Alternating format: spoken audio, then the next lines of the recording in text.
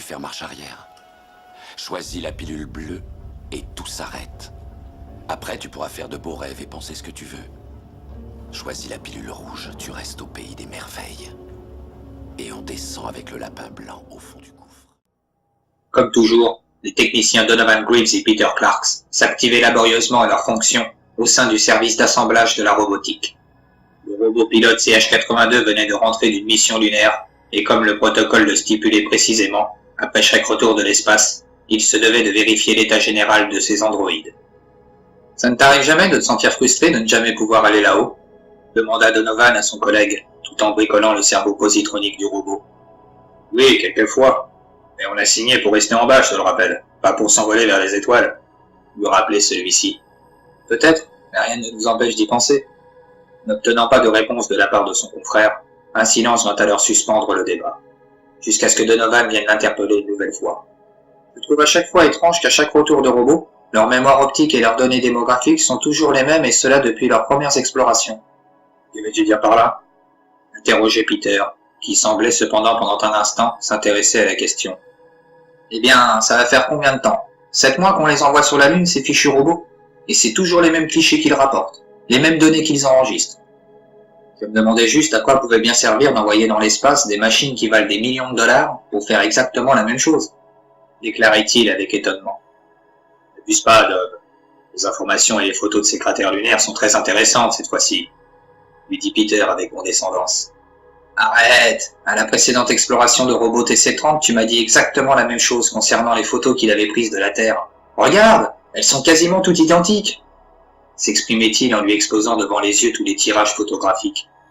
Et alors, je ne vois pas bien où est le problème. Le souci étant qu'une ou deux explorations auraient largement suffi pour réaliser ces enregistrements, mais actuellement nous en sommes à plus de 160 voyages entre notre Terre et la sphère lunaire. N'y a-t-il pas autre chose à observer que des trous éculés de calcaire et la forme ronde plus ou moins connue de notre planète? De plus est, la qualité de ces images est si mauvaise. Je commence à croire de plus en plus les histoires de ce bon vieux Bauer. Bauer? L'astronaute qui s'est suicidé? Se rappelait Peter. Je dirais plutôt assassiné. Commence pas avec tes théories, celui que tu veux. Je n'ai vraiment pas la tête à ça. On est le soir du réveillon, mes enfants me manquent, ma femme également, alors s'il te plaît, parle-moi tes réflexions tordues jusqu'à l'année prochaine. Je t'en serai reconnaissant. Justement, qu'est-ce que tu vas leur raconter à tes chers enfants? Que leur petit papa a travaillé toute sa vie pour des gens qui envoyaient des machines dans l'espace, mais que lui, pauvre technicien, devait rester bien gentiment dans son labo? Et alors, c'est mon taf, et c'est le tien aussi. Maintenant, laisse-moi travailler, tu veux? Lui conclure celui-ci. Pete, écoute-moi pour une fois dans ta vie. Nous serons seuls pour ce soir de fête, mis à part quelques agents de sécurité et de l'entretien. On pourrait très bien s'envoler en toute discrétion avec CH-82 aux commandes d'un vaisseau Explorer, et revenir aussitôt à la base. Personne n'en saurait rien, un simple vol parmi tant d'autres. Et où est-ce qu'on irait? S'amusait-il de lui demander. Dans l'espace, pardi. On fait un petit tour au milieu des étoiles et puis hop, on rentre, proposait-il comme si cela était anodin. Ok, on fera penser à ne pas te servir d'alcool ce soir. Tu risques de me chauffer sérieusement les oreilles. Vexé par l'attitude de son collègue un tantinet moqueur, Donovan, après avoir terminé la révision de CH-82, s'apprêtait à emmener l'androïde dans l'atelier où il les entreposait tous. « Hé Dov, tu m'aimes toujours, hein ?» lui lança Peter sur le ton de l'humour avant qu'il ne sorte définitivement de la pièce. Donovan, quant à lui, s'enticha de lui envoyer un doigt d'honneur en guise de réponse. L'autre esquissa un sourire amical, puis il se remit au travail. 1 heure s'était écoulée depuis que Donovan avait quitté la pièce avec CH-82 et qu'il n'avait pas repointé le bout de son nez. Curieux de savoir où son ami avait bien pu passer son temps, il s'empressa de partir à sa recherche. Traversant de longs corridors qui menaient à l'entrepôt de robots, il arriva devant les portes vitrées où étaient stockés tous les androïdes de l'entreprise. Il en déverrouilla l'accès à l'aide de son globe oculaire, et il fut pour le moins assez surpris de ne pas y trouver à l'intérieur, logé à sa place initiale, CH-82. Empreint à une légère angoisse, il fit aussitôt demi-tour pour se remettre à la recherche de son ami. Parcourant de long en large les nombreuses zones de l'entreprise, Peter commençait à désespérer lorsqu'il put percevoir du mouvement qui semblait, selon lui, provenir de la salle des vaisseaux. Il courut dès lors jusqu'à la pièce en question, puis une fois devant ces immenses panneaux de verre qui constituaient les murs du hangar, il put y discerner à travers son camarade en tenue de cosmonaute. Sans perdre un instant, il alla frapper sur l'un des carreaux afin de lui demander des explications. « Dom, Bon sang, mais qu'est-ce que tu fabriques? Pourquoi CH82 n'est pas retourné à sa place? Et qu'est-ce que tu fais dans cette salle et surtout dans cette tenue? Quoi, qu'est-ce qu'il y a? Tu trouves que cet équipement ne me va pas? Moi j'ai bien l'impression qu'il me va comme un gant, lui répondit celui-ci tout sourire aux lèvres. Peter tenta d'ouvrir l'accès pour le rejoindre à l'intérieur, mais il fut fort de constater qu'il était verrouillé. Oui, j'ai bloqué tous les accès, pour que personne ne vienne me déranger, dans ce moment qui sera, je pense, le plus exaltant de ma vie, m'informa-t-il. Et si tu cherches notre ami CH82, ne t'inquiète pas, il est ici avec moi. L'androïde, qui ne s'était pas encore montré jusque-là, sortit sa tête métallique de l'un des vaisseaux. Bonsoir, Monsieur Peter. Je suis le robot pilote du capitaine Donovan. Capitaine Donovan? Répéta celui-ci effaré. Oui, je l'ai programmé pour qu'il m'obéisse au doigt et à l'œil. Pas mal, non, hein? Attends, on n'est pas sérieux une minute. Tu me fais une blague pour la nouvelle année, c'est ça, hein? Allez, arrête un peu. Si on te coince ici dans cette tenue, on risque d'avoir de sérieux problèmes. Je crois que tu ne comprends pas très bien ce qui se passe, mon petit Peter. Je vais monter à bord avec CH82 dans un de ces vaisseaux. M'envoler pour l'espace et ni toi ni personne ne pourra l'empêcher. Car il est grand temps que j'aille voir ce qui se trouve là-haut. L'avertit celui-ci en se tournant vers l'androïde. CH82? En route, mon robot. En route, capitaine Donovan. Vint-il à lui répondre joyeusement. Dors! Dors! Bon sang, c'est du pur suicide! Avant de franchir l'entrée du vaisseau, Donovan se tourna une dernière fois pour saluer son ami, qui, quant à lui, frappait du poing comme un perdu sur les portes vitrées du hangar. Au moins, ça fera une belle histoire à raconter à mes enfants, lui dit-il avant de s'engouffrer à l'intérieur de l'appareil. Et tu n'en as même pas, pauvre idiot! Ce furent les derniers mots qu'ils purent échanger. L'engin se mit à vrombir pour ensuite s'envoler jusqu'au toit du hangar qui s'ouvrit automatiquement à son approche. Puis très rapidement, il vint à prendre de l'altitude pour disparaître complètement dans le ciel. Dans le vaisseau, Donovan, qui se trouvait solidement attaché à son siège, se renseigna auprès de l'androïde CH82 sur la durée exacte de leur voyage. Combien de temps pour rejoindre l'espace? Plus qu'1 minute et 39 secondes avant d'atteindre l'objectif. Tu dois sûrement te tromper, androïde. Il faut bien plus de temps pour s'y rendre. Plus que 59 secondes. Craignant un dysfonctionnement dans le programme du robot pilote, il se cramponna à son siège par peur de s'écraser. Il voulut ensuite lui donner l'ordre de rentrer à la base, mais de grosses secousses l'en empêchèrent. Qu'est-ce qui se passe, bon sang? Nous traversons actuellement une zone de turbulence. Restez le plus calme possible, capitaine Donovan. Une zone de turbulence, tu dis? J'ai plutôt l'impression qu'on va se scratcher, moi! S'inquiétait celui-ci. Puis le tumulte et la confusion s'estompa peu à peu à bord du vaisseau. Donovan put constater dès lors qu'il avait réduit considérablement sa vitesse, et il en profita pour regarder à travers le hublot. « Et où est-ce qu'on est ?» s'indignait-il. « Nous nous trouvons dans le monde du dessus, capitaine Donovan. »« Le monde du dessus? Ce paysage ressemble bien plus au désert du Sahara qu'à une voûte céleste. Tout ce que tu as réussi à faire, c'est de nous amener dans le fin fond du désert. »« Négatif. Nous sommes au-dessus de ce que vous nommez la Terre. »« Écoute-moi bien, sale grille-pain à la noix. Je te dis que nous ne sommes pas au-dessus de la Terre, mais en plein dedans. Et en plein jour de plus. » s'énervait le voyageur. « Vous semblez très nerveux, capitaine Donovan. Voudriez-vous peut-être vérifier par vous-même? »« Oui, très bonne idée. Pose-toi un instant et cesse de m'appeler capitaine, tu veux? » ?»« Comme vous voudrez. » lui répondit l'androïde, avant de faire atterrir l'engin spatial sur ce qui semblait être des dunes de sable. Donovan s'empressa de se détacher, et il accourut vers la porte du vaisseau pour s'enticher de l'ouvrir. Cependant, il vint à la refermer aussitôt, lorsqu'il s'aperçut qu'une bête féroce de la taille du vaisseau s'y trouvait derrière. Celle-ci avait l'inquiétante apparence d'un animal préhistorique. Ses dents pointues étaient aussi longues que les bras d'un homme, et ses griffes encore plus acérées. Pris de panique, il demanda à CH82 ce que ça pouvait être.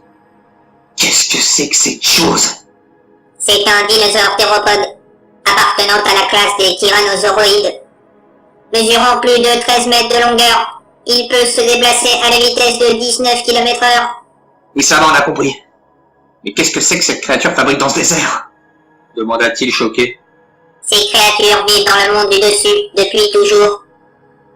Le monde du dessus, le monde du dessus! Je t'ai déjà dit que nous n'avions même pas quitté la Terre! S'énervait-il à en perdre patience. Et pourquoi tu dis ces créatures? Il pourrait y en avoir d'autres? S'alarmait celui-ci. Affirmatif. Répondit simplement le robot, qui semblait ne pas vouloir stresser son hôte puisqu'il ne l'était. L'homme courut ensuite s'équiper de l'une des armes à ondes électromagnétiques, rangées dans l'un des compartiments, afin de pouvoir assurer sa défense et celle de son robot contre la bête féroce. Mais lassée de malmener et de mordre le métal ferreux de l'appareil, celle-ci avait fini par s'en aller dans un rugissement de rage. Ses pas en s'éloignant avaient fait trembler tout l'engin spatial, pour ensuite disparaître complètement des environs. À bord, le calme était pour ainsi dire revenu à la normale, et Donovan décida donc de s'aventurer une nouvelle fois en dehors du vaisseau. Muni cette fois-ci de pistolets, au cas où il rencontrerait un ou plusieurs spécimens dangereux. À peine avait-il frôlé le sol de ce lieu, qu'il fut pris de terribles maux de tête. Il se mit à tout sauter fortement, et cela jusqu'à ce qu'il vienne recracher des glaires de sang. Bientôt il se sentit dépouillé de toutes ses forces, et s'écroula de tout son long sur le sable bouillant de ces dunes. Cependant, CH-82 s'empressa de le secourir, en le mettant à l'abri dans le vaisseau. Mon Dieu! L'atmosphère est insupportable! C'est comme si toutes mes peurs, mes angoisses remontaient en même temps à la surface. Comme un volcan en éruption. Sans parler de cette affreuse nausée qui me tord les boyaux. S'exprimait-il en s'adressant au robot. En effet, le niveau atmosphérique de cet endroit est chargé d'ondes négatives. Quoi? De la radioactivité? Non, je le répète, ce sont des ondes négatives qui proviennent de ce que vous nommez sphère lunaire. Interpellé par cette information, il jeta un rapide coup d'œil à travers le hublot. Dehors, le ciel dégagé était d'un verdâtre inquiétant et venait à présenter une énorme pleine lune.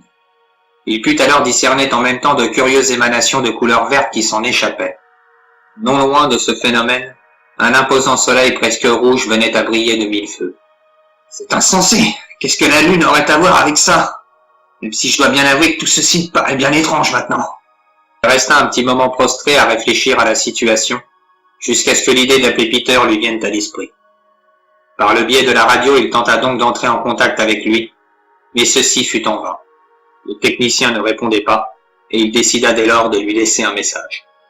Oui, c'est moi, Donovan. Écoute, ne t'inquiète pas, je suis toujours vivant, mis à part que je ne sais pas où je me trouve. D'après notre ami CH-82, nous aurions réussi à quitter la Terre. Cependant, notre voyage n'a duré que quelques minutes. On a dépassé une certaine altitude au-dessus des nuages, traversé une zone de turbulence, puis nous nous sommes retrouvés directement dans le désert inconnu. Pas de ceinture de Van Allen, ni d'espace étoilé, rien de tout ça.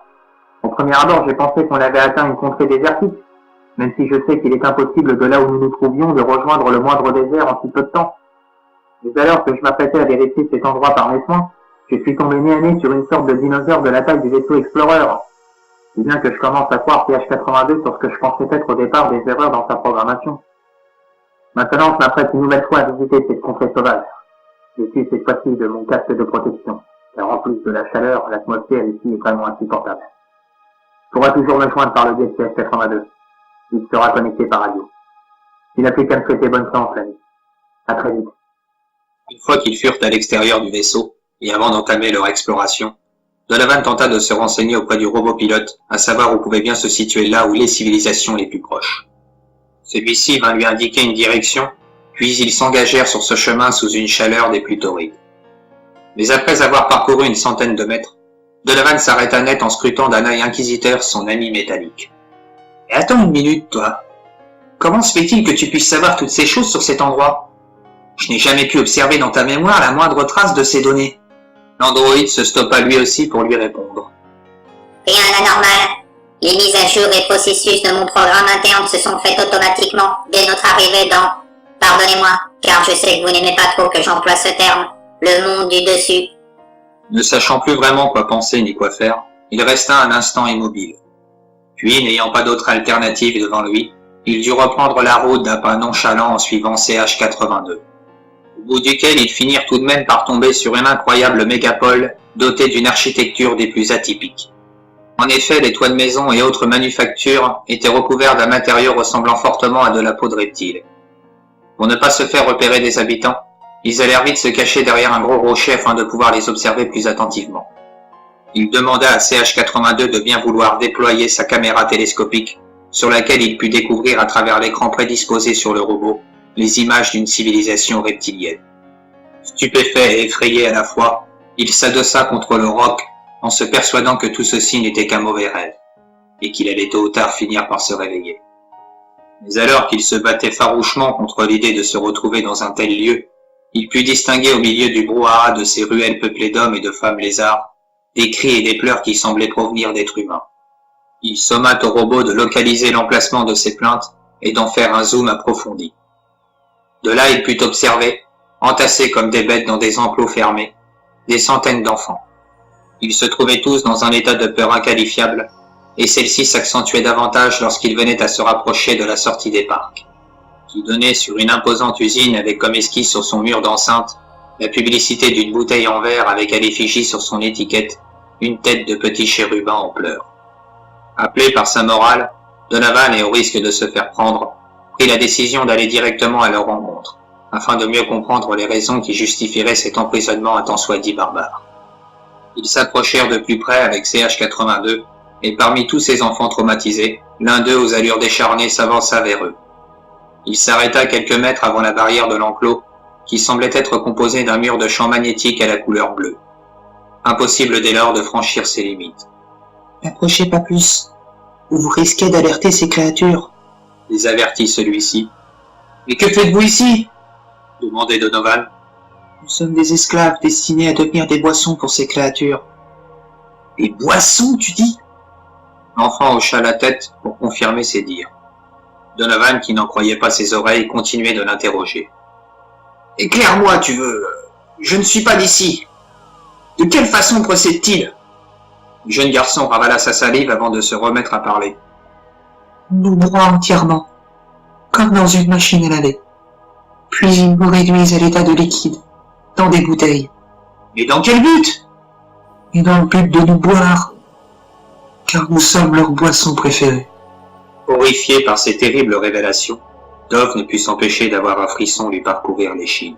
« Dis-moi, mon garçon, comment se fait-il que vous arriviez à résister à cette atmosphère chargée de ces mauvaises ondes ?»« Eh bien, certains d'entre nous y arrivent, d'autres non. Regardez donc par vous-même. » C'est alors que Donovan put remarquer, chose qu'il n'avait point faite en amont, la présence de petits cadavres qui jonchaient le sol sableux de ces enclos de fortune. Il put discerner également des scènes atroces où certains de ses enfants, arrivés sans doute par désespoir ou par la faim, à se dévorer entre eux. Complètement désemparé, Donovan n'arrivait pas à y croire et il tenta tant bien que mal de reprendre son calme en faisant le point sur sa situation. Ok, faut que je reprenne depuis le début. J'ai emprunté un vaisseau pour venir atterrir dans cet endroit, qui se trouve à peine plus haut que les nuages, pour y trouver des reptiliens buveurs d'enfants. Jusqu'ici, tout va mal. Dieu, dans quel guêpier je me suis fourré, pensait-il d'à haute voix. Ensuite, il se creusa désespérément les méninges, pour tenter d'aider ces malheureux prisonniers. Mais alors qu'il se trouvait en pleine réflexion, il put entendre un appel vidéo qui provenait de l'émetteur radio de l'androïde. C'était Peter qui cherchait à le joindre. « Dove ! Dove ! Oui, je suis là, Pete. Tu peux me voir ? Oui, le son et l'image sont bien retransmis par CH-82. Et toi, tu me captes ? Oui, je t'entends et te vois parfaitement. Mais bon sang, où est-ce que tu es ? Ça va faire des heures que vous êtes partis. Je sais, mais quel bien fou ça fait de pouvoir t'entendre et de te voir. Tu as écouté mon message ? Bien sûr que je l'ai écouté. Tu as atterri dans un monde enchanté qui se trouve au-dessus des nuages. Et si mes souvenirs sont bons, tu as fait la connaissance avec un énorme et gentil dinosaure. Mais maintenant que tu t'es bien amusé, faut que tu rentres à la base. Est-ce que tu m'as bien compris, Dove ? S'impatientait celui-ci. Attends, Pete. Tout ce que je t'ai dit dans le message est la stricte vérité. Non, tout ça c'est dans ta tête. Et tu le sais très bien. Et ça, c'est le fruit de mon imagination. S'exprimait-il en lui faisant découvrir à travers l'objectif du robot l'immense cité reptilienne. Bordel de merde. Qu'est-ce que c'est que cet endroit ? S'interrogeait Peter, en découvrant les images sur son écran de contrôle. Tu me crois maintenant ? Attends. C'est pas parce que tu te trouves dans une sorte de parc à la Jurassic Park avec des petits hommes verts que je dois forcément le croire. Et ça, tu trouves que ça ressemble à un parc d'attractions ? L'interrompit une fois de plus Donovan, en tournant l'objectif du robot cette fois-ci vers les enfants détenus prisonniers. Un silence s'installa alors dans la conversation, le temps de réaliser pour Peter, de nature plutôt cartésienne, d'évaluer l'ampleur de cette incroyable découverte et des atrocités qu'elle pouvait révéler. Qu'est-ce qu'ils font là ? Ils sont destinés à être transformés en boissons hydratantes. Apparemment, ces hommes lézards apprécient ce genre de consommation insolite. Seigneur, c'est ignoble ! Il n'y a pas de mots pour décrire cette cruauté sans nom. S'insurgeait celui-ci. Je ne te le fais pas dire. Ceci étant dit, Il faut qu'on trouve un moyen de les libérer. Ne va pas trop vite en besogne. Tout seul là-bas, tu ne peux absolument rien faire. Il faut que tu reviennes d'urgence à la base, où nous pourrons échafauder un plan pour essayer de leur venir en aide. Mais pour le moment, dans l'impératif, tu dois rentrer. Tu as sans doute raison. Je suis à bout de force et les réserves de CH-82 commencent à s'épuiser. J'y verrai sûrement plus clair une fois de retour. Parfait. Tu m'en vois ravi. Se réjouit Peter. Il serait, je pense, aussi plus raisonnable de couper la retransmission, le temps que je rejoigne le vaisseau afin de préserver les batteries de notre ami. Je te recontacterai une fois à l'intérieur. Très bien, Dom. Mais sois prudent. Marchant difficilement en direction du vaisseau Explorer, Donovan Gribbs, toujours accompagné de son fidèle acolyte de fortune CH-82, était sur le point d'arriver à destination lorsqu'il put apercevoir un groupe de ces hommes lézards qui s'affairaient autour de son engin spatial. Leur présence lui donna la nette impression d'un curieux guet-apens. Il se pétrifia sur place et voulut faire aussitôt demi-tour. Mais anticipant sa réaction, ces créatures se lancèrent directement à sa poursuite. Parmi eux, il y avait un individu, qui se trouvait assis sur le dos d'un monstrueux dragon. Les narines béantes de la bête crachaient une sorte de fumée charbonneuse et celle-ci s'envola dans les airs prête à foncer sur lui. En un rien de temps, elle se retrouva au-dessus de sa tête, et elle fit crépiter de longues flammes immenses dans sa direction. Donovan se jeta désespérément à terre en tentant de se protéger le visage avec ses mains. Ne sentant alors aucune brûlure, il se risqua à jeter un coup d'œil autour de lui, et il fut triste de constater que CH-82 avait subi quant à lui d'irrémédiables dégâts. Il n'était plus dès lors qu'une carcasse carbonisée. Le cavalier et sa monture diabolique se trouvaient maintenant tout proches de lui, et avant qu'il n'essaie de l'en empêcher, l'homme lézard lui avait retiré son casque de protection. À partir de là, il se mit à convulser sérieusement jusqu'à ce qu'il vienne perdre totalement connaissance. Plus tard, il retrouva enfin ses esprits dans une cellule sombre et humide. Il traînait une terrible migraine ainsi qu'un boulet de bagnard au pied droit. Galvanisé par une peur soudaine, il se mit à crier qu'on le libère sur le champ, tout en essayant de dénicher une éventuelle sortie. Mais il lui était impossible de s'échapper de cette antichambre, et ses plaintes, presque agonisantes, étaient restées pour le coup sans réponse. Pendant qu'il hurlait à tue-tête, il put entrevoir tapis dans l'ombre du cachot une espèce de créature. Apeuré, il stoppa de suite son vacarme pour s'adresser péniblement à cette chose. « Qui est là? Montrez-vous, je sais qu'il y a quelqu'un !» Les secondes s'écoulèrent comme des heures jusqu'à ce qu'un individu d'un genre mi-homme mi-animal vienne à se montrer. Il avait l'apparence d'un être humain mais également celle d'un rongeur. Mesurant environ dans les 1,20 m pour une quarantaine de kilos, l'humanoïde venait à traîner une longue queue repoussante. « Ayez crainte, je suis tout autant effrayé par votre apparence que vous ne l'êtes pour la mienne. » tentait-il de le rassurer. « Qu'êtes-vous exactement » interrogeait Donovan intrigué. Eh bien, tout comme vous, je suis a priori un être humain, même si bien sûr mon aspect diffère quelque peu du vôtre. Je me nomme Lazarus, et je viens du monde qui se trouve au-dessus de celui-ci. Et vous, apparemment, vous venez d'en dessous, je me trompe? Le monde du dessus? Je pensais qu'on y était déjà dans ce foutu monde. Oui, nous sommes dans le monde qui se trouve au-dessus du vôtre, mais le mien se situe à un étage encore plus élevé. Combien y a-t-il de monde exactement? Le questionnait Donovan. La question ne se pose pas, voyez-vous. Les mondes sont illimités. Troublé, le jeune homme se laissa glisser contre le mur de la pièce pour venir s'asseoir sur le sol. La tête entre les mains, cherchant désespérément une once de logique dans tout ça. La créature, s'apercevant de son état critique, voulut dès lors reprendre la conversation. Faites penser, mon ami, à quelqu'un qui viendrait d'apprendre de terribles secrets, n'est-ce pas? En effet, j'ai l'impression d'être né il y a à peine quelques heures, et de ne jamais avoir véritablement connu le monde où j'ai vécu toute ma vie. Je me sens comme qui dirait, comme un aveugle qui aurait recouvré la vue. Mais une question me taraude l'esprit depuis que j'ai échoué dans ce traquenard. Peut-être pourriez-vous m'éclairer sur ce sujet. Pourquoi, lorsqu'on se retrouve sur mon monde appelé par nous autres la planète Terre, nous pouvons tous observer dans le ciel une voûte céleste, des étoiles, des planètes différentes et tout un tas d'autres choses incroyables. Mais pendant mon voyage pour arriver jusqu'ici, je n'ai rien vu de tel. Comment cela fait-il? Système holographique. Cette créature possède cette technologie depuis des lustres. C'est comme une couverture imaginaire déposée sur votre monde. Vous empêchez de voir la vérité. Quelle vérité? Eh bien, que vous n'êtes que des esclaves, mon cher. Donovan écoutait avec attention. Ces hommes lézards que vous avez vus. Depuis la nuit des temps, ils contrôlent d'une main de fer plusieurs mondes, dont le vôtre. Et de quelle manière le contrôle-t-il? S'irritait celui-ci face à ce torrent de révélations. Vous me semblez décidément bien crédule, mon ami. Ils vous contrôlent de bien des façons. N'oubliez jamais que ce sont eux vos maîtres, et cela depuis toujours. En premier lieu, ils se nourrissent de toutes vos peurs, de vos colères, de votre haine. Par le biais de cette vie, ici dehors. Oui, l'androïde qui m'accompagnait en avait fait allusion. Dites-moi plus, voulez-vous? Toutes les émotions négatives que vous produisez quotidiennement, sans parler de vos actes, sont aspirées par cette sphère lunaire, puis rejetées dans ce monde ici-bas, afin que ces créatures qui ne possèdent plus d'âme puissent se servir de ces émotions négatives comme énergie, et croyez-moi, elles en raffolent.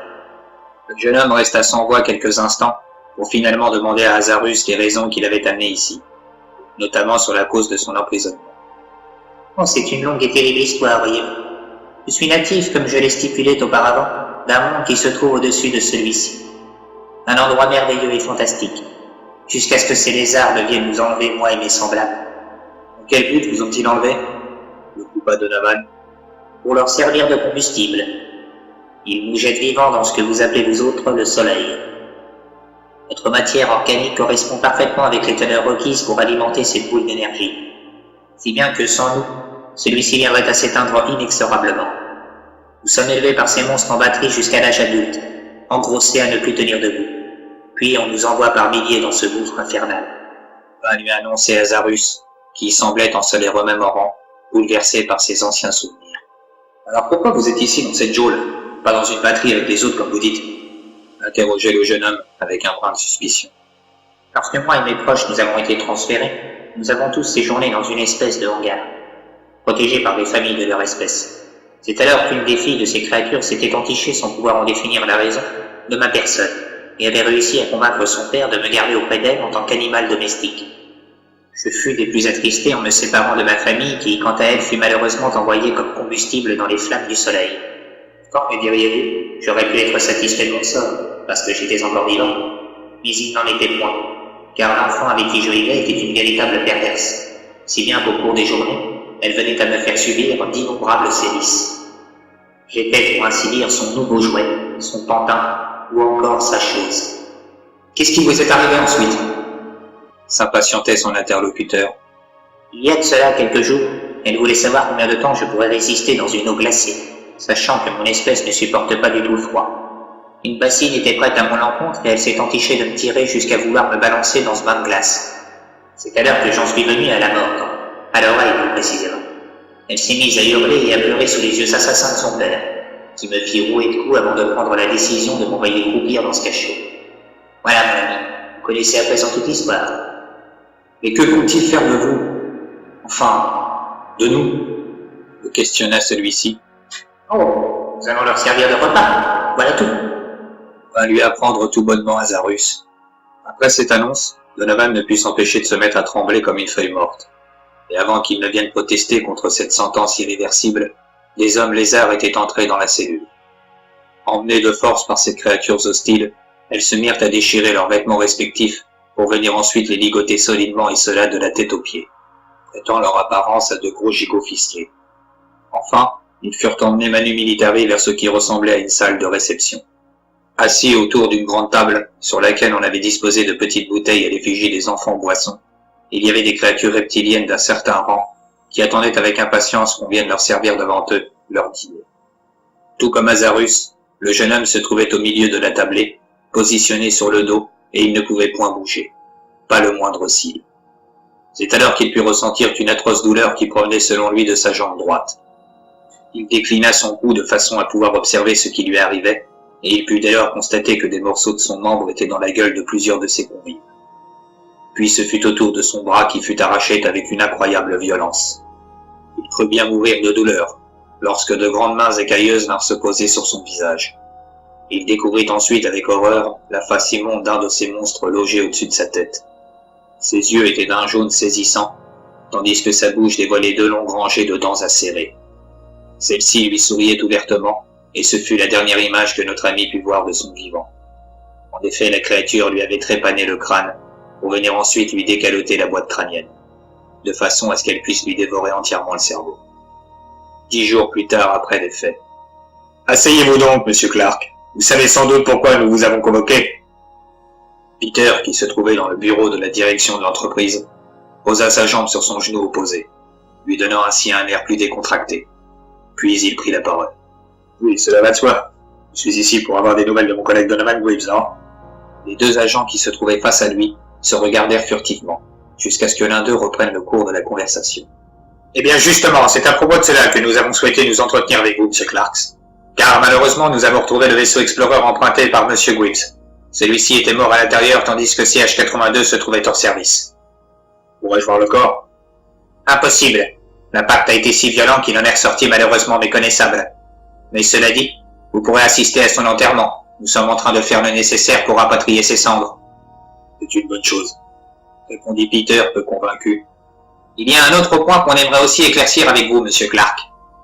Nous savons que vous avez été en communication avec lui après son envolée, et qu'il vous a confié certaines choses à travers l'androïde qui le suivait. Vous pourriez nous en dire plus à ce sujet? Oui, Dove. Enfin, M. Greaves se trouvait dans une sorte de parc d'attractions avec des comédiens déguisés en créatures grotesques. Il y avait même des enfants qui jouaient apparemment une pièce de théâtre, quelque chose dans le genre. Mais lui, que pensait-il de cet endroit? Oh, il divaguait complètement. Il pensait avoir atterri dans une espèce de monde reptilien où ses habitants, des créatures mi-hommes mi-lézards, s'adonneraient à des sacrifices sur des enfants, pour ensuite venir les transformer en boissons rafraîchissantes. Voilà dans quelle folie se trouvait mon ami avant que je n'ai plus de nouvelles de lui. Ces deux interlocuteurs s'échangèrent un regard suspicieux. Et vous, qu'en avez-vous pensé? En premier lieu, j'ai cru un canular de sa part. Le connaissant assez bien, je savais qu'il en serait capable. Mais par la force des choses et en sachant que personne ne l'avait retrouvé, j'ai bien compris qu'il avait complètement perdu la raison. Et par ce fait, je ne pouvais qu'en déplorer la situation. Pour ma part, j'ai perdu un ami. C'est tout ce qui compte pour le moment. Très bien, Monsieur Clark. Nous en avons fini avec les questions. Maintenant, vous comprendrez, et nous en sommes, croyez-moi, fortement navrés, de devoir nous passer de vos services quelque temps, afin que tous les esprits s'apaisent autour de cette affaire. Tâchez de prendre un peu de repos, et de ne parler de cette histoire à personne. Ça ne vous attirera que des ennuis avec des journalistes véreux. Vous pouvez disposer maintenant. Et encore une fois, merci pour votre collaboration, Monsieur Clarks. Conclurent-ils. Une fois qu'il fut hors de la pièce, les deux collaborateurs s'étaient chargés de donner leur avis sur son témoignage et tous deux émirent de sérieux doutes à son sujet. Il faut le surveiller de près. Je n'ai pas confiance en lui. Sur le chemin pour rejoindre son domicile, Peter n'avait de cesse d'observer le ciel, comme s'il allait lui tomber sur la tête. Lorsqu'il fut enfin rentré chez lui, il descendit directement à la cave. Profitant de l'absence de son épouse et de ses enfants, il alla se saisir d'une masse de chantier ainsi que d'une pioche résistante, pour commencer à frapper avec véhémence la dalle de ciment installée dans le sous-sol, jusqu'à en venir démolir une partie. Là, parmi les gravats et le salpêtre, il déterra un petit coffre en fer. Il récupéra ce qu'il contenait, puis satisfait, il alla rejoindre les étages de sa demeure, pour venir ensuite allumer un bon feu dans la cheminée. Après ça, il se servit d'un grand verre de scotch pour se laisser choir dans un fauteuil. Face aux flammes dansantes du foyer, Peter avait dans une main son verre de collation et dans l'autre une bande vidéo qui n'était autre que sa conversation avec Donovan. À présent, il était prêt, selon lui, et au risque même de sa propre vie, à révéler toute la vérité au monde entier.